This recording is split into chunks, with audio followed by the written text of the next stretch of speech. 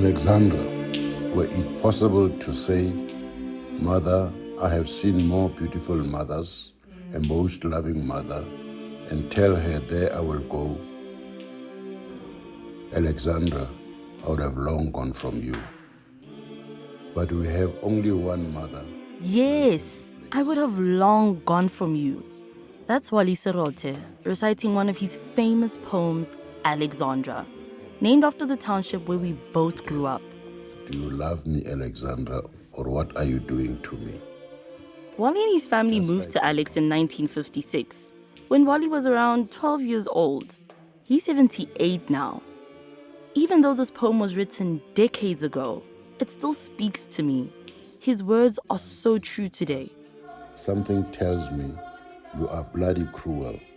You frighten me, Mama. Alex hasn't changed that much. She's beautiful and deeply frustrating. She's nurturing, but as Wally says, Alex is frightening. And amid the rubble I lay, simple and black. Welcome to the third and final episode of I Will Not Grow Old Here. I'm Mary Ann Nobele.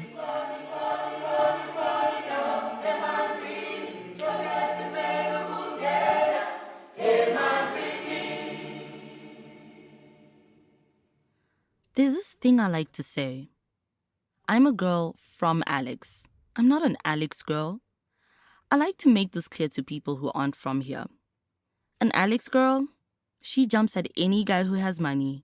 She falls pregnant at a young age. She doesn't finish school or set goals for herself. She ends up living on social grants. And, well, she's stuck in Alex for the rest of her life. My friend Te, she once told me that an Alex girl even looks like Alex. She's full of potholes and burnt shacks. Imagine that. So yeah, I'm not an Alex girl, but a girl from Alex, most deaf. There was a time that wasn't the case. I remember keeping it from my friends at school. I didn't dare tell all those rich kids that I was from a township. I didn't want them to judge me or pity me. In fact, only one of my high school friends knew I lived in Alex.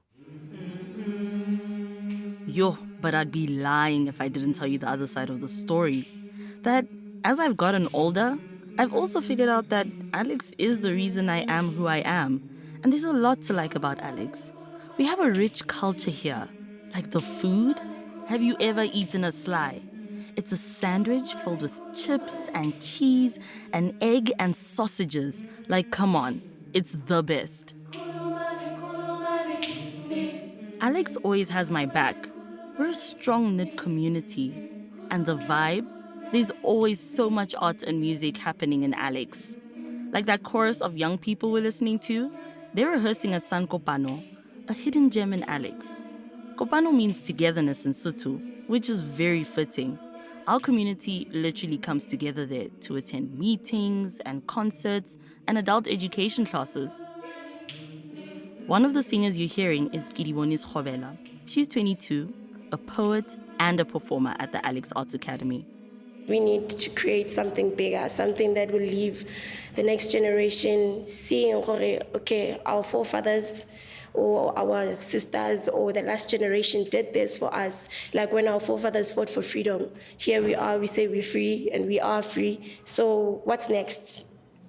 We can't be always singing the same songs. We need new songs, we need new melodies to believe. So I want to put you on the spot, right? Mm-hmm. And ask you to just bust a few rhymes about Alex. So it can be from one of your songs, it can be from the heart, but just spit a few bars for us. You want me fun? Which song can I put on? Okay, Boras Mandan, uthike uphethe quantum, jo abantwana abangaka yo, sifike endaweni samosh, ya ngiswag uyazi samosh, ya ngambheka ngamtshela uthanda, ya uphuzani, ya ubhema, asengitsho mommy like cheese boy, she in love with the swag, got the juice, got the dash, I'm from Gomor, no nginyor, let's go, yeah. That was a freestyle, by the way. We from the dirty north. We from the dirty north. We from the dirty north. This is Richard Kalatu Shikati, but no one calls him that. He's Richie Rich, a rapper from Alex, which he calls the coolest place in the world. And because Alex is north of Johannesburg, he also calls it the Dirty North. In his music video for Dirty North, Richie appears in camo pants and what looks like a bulletproof vest. He drives around in a red sports car, busting ciphers about making it in Alex, while the camera cuts between Sandton and the township. You know what I mean? So, yeah, that's like the chorus means a lot. And where the the mummies wanna know where the cash at, gotta get that. Take you back to the real raps. I'm gifted, I know that you miss it. I'm talking about the line before, nigga hardcore, straight from the hood, and I know we all good. You know what I mean? Type of the stuff like that. You know what I mean? So straight from you know what I mean? So straight from the hood, that line also straight from the hood, and I know we all good. Like it's just represents that yes, you're from Alex, but you can do better, right? You can actually do best for yourself. You know what I mean? We're all good, like we're cool. Trust me, you can actually do this. So, Dirty North has nearly 3,000 views on YouTube. A few hip hop magazines have covered it and run profiles on Richie. That's probably not enough to call him an influencer, but he is a successful hustler. Richie performs at night and weekends, then during the week, he's a fashion stylist for Woolworths. They're a major clothing retailer in South Africa. Yet, despite all the talk about Alex being the coolest place to live, Richie left. The Alex Starboy is now a Cape Town Starboy. I have to say, I was happy for you when I found out that, you moved to Cape Town, but also a bit disappointed because it's just like so many people believing in you, and also the idea of staying in Alex to make it. And it's like, now you look like you moved on to bigger and better things outside of Alex. When opportunity arises, I mean, you should just grab it with like both hands and not like let it go. For me, it's just like that. You know what I mean? You have to grow as a person. So do you ever want to live in Alex again?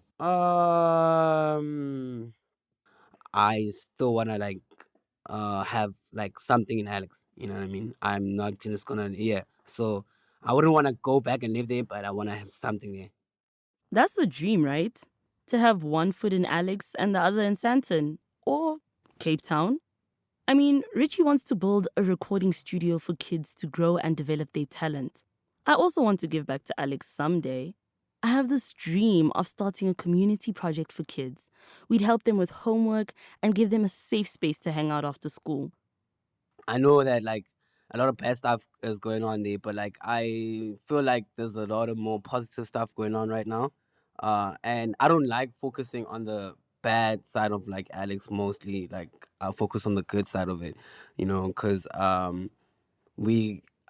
hate how the news and the media have shown Alex, because they don't show you the nice parts of Alex or the nice things that happen in Alex all the time. They trying to like put the bad stuff like the shags, the pollution. Like when you grow up there, you actually grow up with this mentality and this mindset, this creative mindset and this drive that you have, and that I have and that other people have, because you come from there. You know what I mean?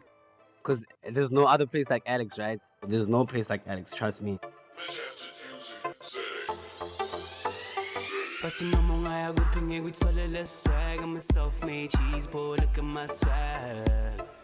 Richie Rich is not wrong. There is no place like Alex. But we get to say that because Richie and I got lucky. We both went to Model C schools. We were both raised by strong single mothers. And at the end of the month, our families took us out to places like Sandton, where we got a taste of the good life outside the township. Compared to many Alexandrians, we're privileged.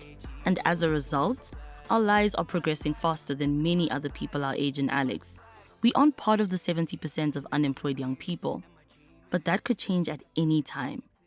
And if we're anxious, what about people our age who are already unemployed? Hi, my name is Sharon Mudisaitzile. Hi, my name is Mary Ann. I heard that you guys help people with employment, so I want a job.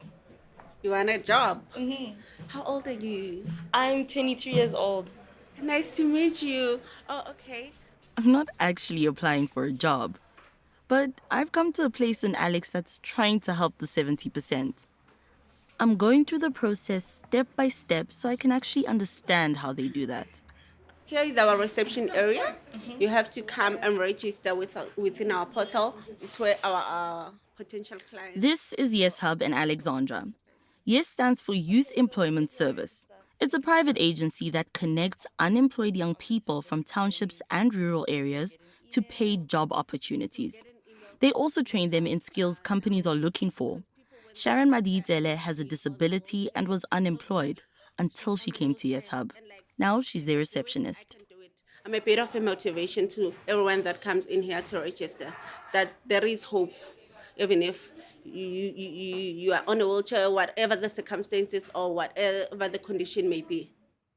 Youth are also trained here on everything, from putting together a resume to managing their time and what to wear at an interview. It's basically a one-stop shop for upskilling local youth.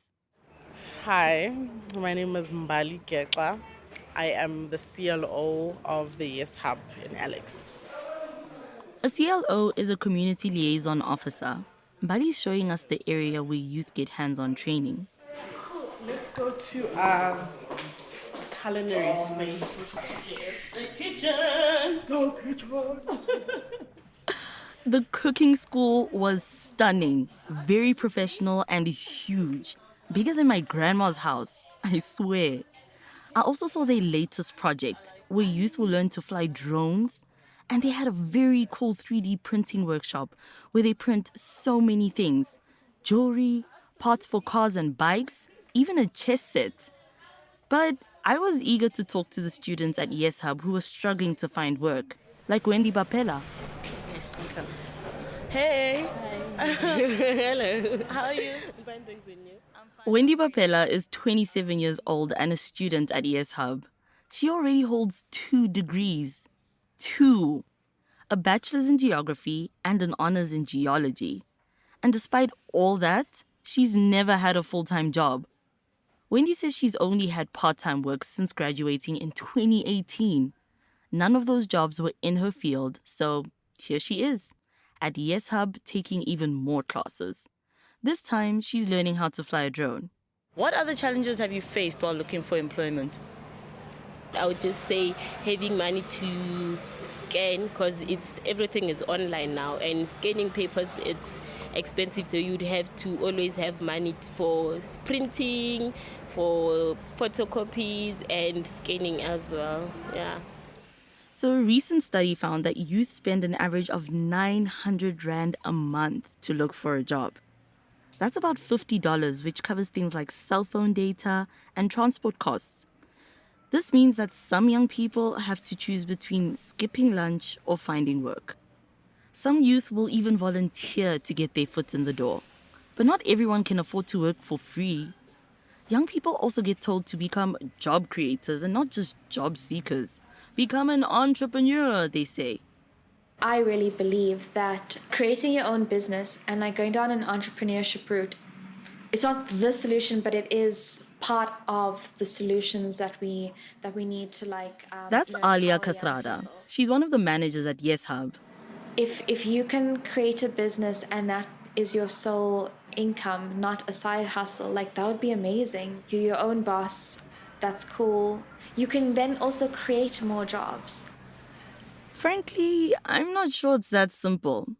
A few years ago, my aunt started a beauty salon. She's still trying to get it off the ground. My gran, she once cooked food as a side hustle, but it could never be a full-time job for her. On Instagram, I promote businesses that support me. For example, a friend of mine does my hair, I take pictures, post them, and tag her beauty salon. I have around 9,000 followers. That's a lot, but I just have no idea how to make money from it.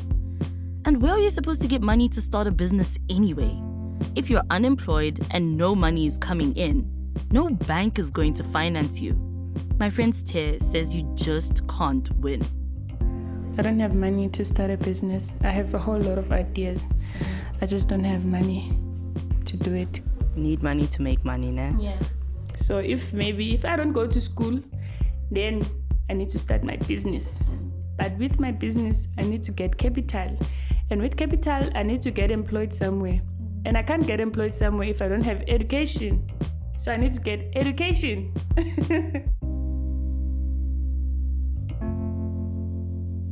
And so, with this giant hill to climb out of unemployment, people give up.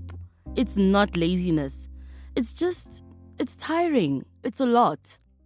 You can only push so far. I mean, when you enter year 2, year 3 of unemployment and no prospects, and all the emails you're getting is regrets, when you actually going out there knocking on doors, leaving CVs, and you're not getting a response, no one is addressing the depression that comes with that.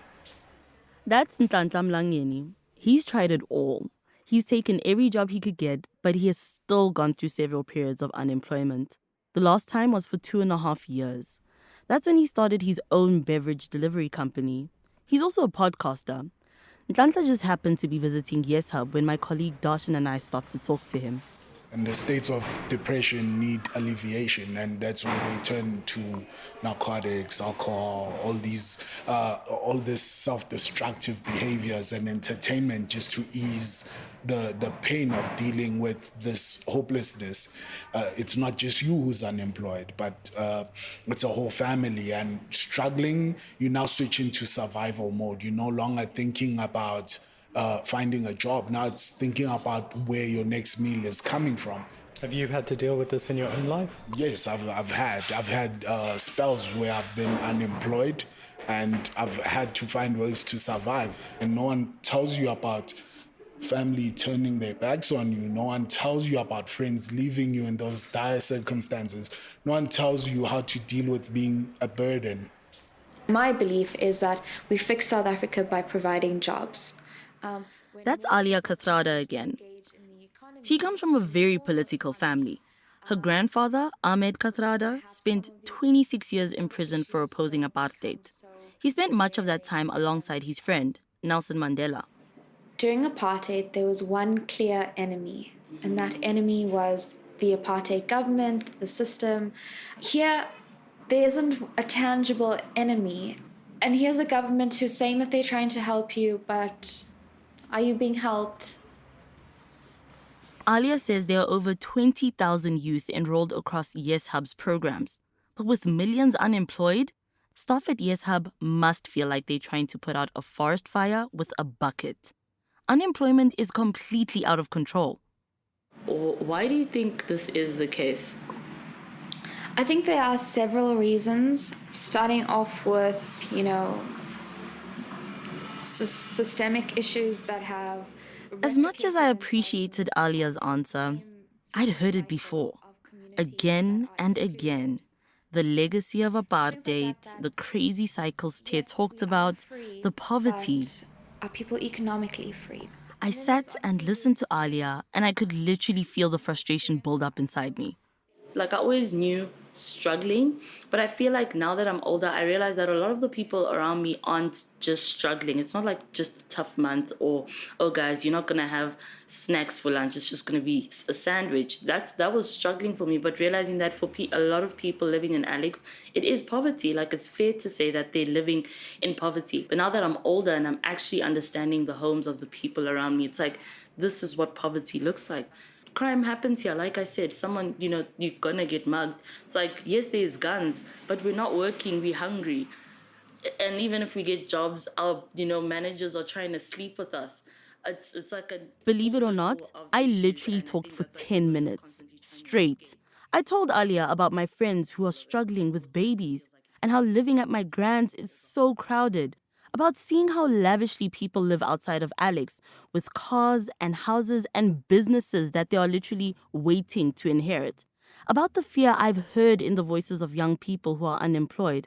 I told her about how I have 5 jobs and I still can't leave Alex. And how I feel guilty for not recognizing my privilege when I have so much, even here in Alex, and when so many people have so little. Eventually, I had to take a breath, and Alia got to say something. You said so much. Your story is heartbreaking. It really is.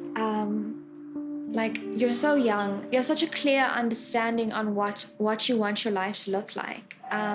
Your emotions are complicated, and your problems, yes, they may be privileged, but that doesn't like reduce them. Like I don't think that you should deny it or underplay that these are real issues in your life. You are a hustler. Continue hustling.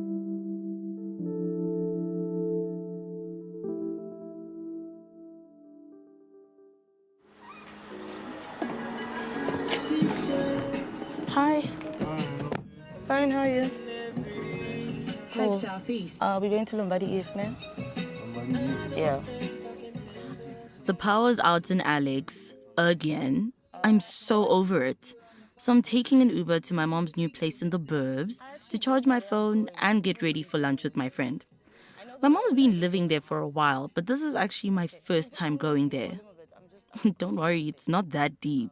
My year's just been really busy, and my mom, she visits us all the time at my grand's house. I've been feeling really frustrated with staying here. I think mostly with this whole power cut thing, because who the hell doesn't have electricity for 3 days? Like, what is that? And my mom has electricity, so I think that's what's worrying me. The fact that if I was staying with my mom, I wouldn't be having this problem. I wouldn't have to travel to her now just to take a shower.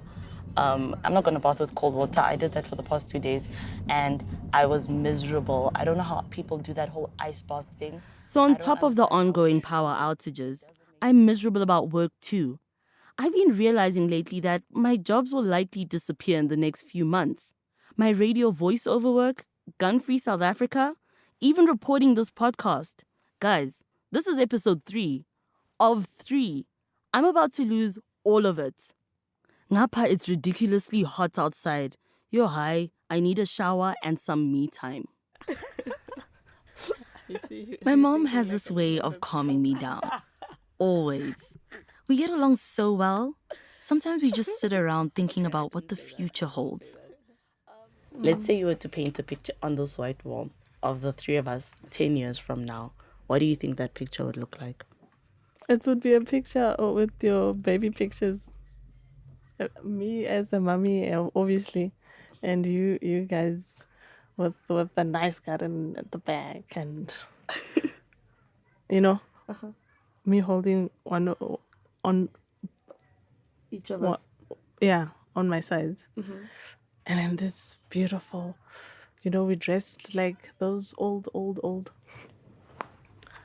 When they were used to dress in dresses and gloves. Like on Bridgerton.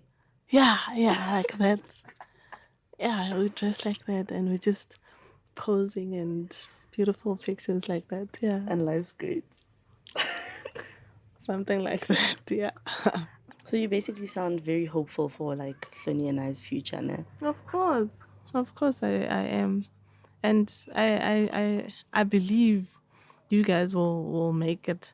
Mm-hmm. I believe Hloni will be that teacher that she wants to be. And with you, Bona, we're gonna see you on TV and stuff. Auntie Neo always says that one will boom out so nicely in this industry, and I can see that. It may be going slow now, but I can see it coming. I get so stressed thinking that next year I really might not have anything for me. I think right now, the only thing that has me staying positive is your guys' faith in me, if I'm being all the way honest. Like, if I didn't have the support structure from you guys, I'd probably be crying myself to sleep every night because I'm so stressed about being unemployed. Think positively. I promise you, once you put your mind to it and be positive, you will achieve all you want. You know what, Marlene, don't stress me. Let's go. I'm locking up the office after a long day at Gun-Free South Africa. My colleague Marlene and I just can't wait to leave. It's late, it's getting dark outside, and we're both wondering whether there'll be electricity at home. Bye. Bye. That's not a bike, Since it's getting late, I decided to splurge on an Uber. If I take a shared taxi, it won't drop me off at my doorstep. And I want to avoid walking home alone in the dark. It's just not safe. So I know I've already mentioned hearing gunshots at night and how I pray each time that it's not someone I know. But a few days ago, it was. Joshua Mbata was my former colleague at Alex FM. Joshua was shot dead on his way home from work. Robbers shot him in the chest, and all they took were his shoes and his phone. It was his daughter's birthday. That same night in Alex, 7 more people were shot.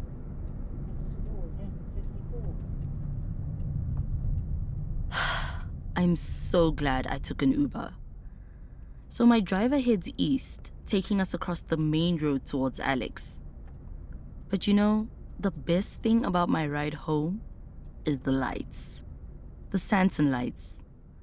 The mosque is lit, the skyscrapers, all just twinkling in the distance. Sandton is like our little New York. It all looks so amazing. I can't help but stare from the backseat of this car. Those lights give hope to Alex kids that there's something bigger and better out there for them. I've had a taste of those lights, and that's why I know I want more. But right now, Alex is where I'm headed. Okay. Someone on? I'm stopping along the way home to pick up my little cousin from daycare. Playtime is finished, Nana. We have to go home. Say bye. See you tomorrow, Sadie. Why are we fighting? Come. Here's what's true to me. I've saved some money to buy a little more freedom. I plan to buy a car. I want something nice. Something that makes me feel like all my years of hard work haven't been for nothing. I've also traveled this year. I've been to Greece and Egypt for work and a little vacation. But when I return, I land back in Alex. It's like one foot somehow manages to make it out of Alex, while the other is stuck in some kind of quicksand that I can't escape from. I can't even open the gate. Come open. I know this to be true as well. Not everyone's going to make it out of Alex. But I believe I have what it takes to get out of Alex. And so I've made a promise. A promise to myself that I will not grow old here. Open the door. Open the door. You're not tall enough yet. Okay, push. Good boy.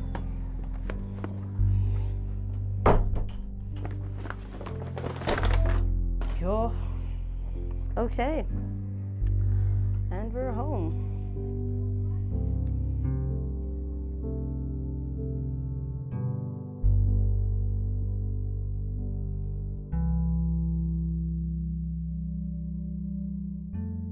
This series is produced by Radio Workshop and the Children's Radio Foundation. Darshan Moodley is our senior producer. Joe Jackson is our managing producer and created our episode artwork. Rob Rosenthal and I edited this podcast. Additional production assistants Martha O'Donovan and Ashley Ellis. Original music by Luyanda Mafiana, Selective Hearing, and Zach Malobo.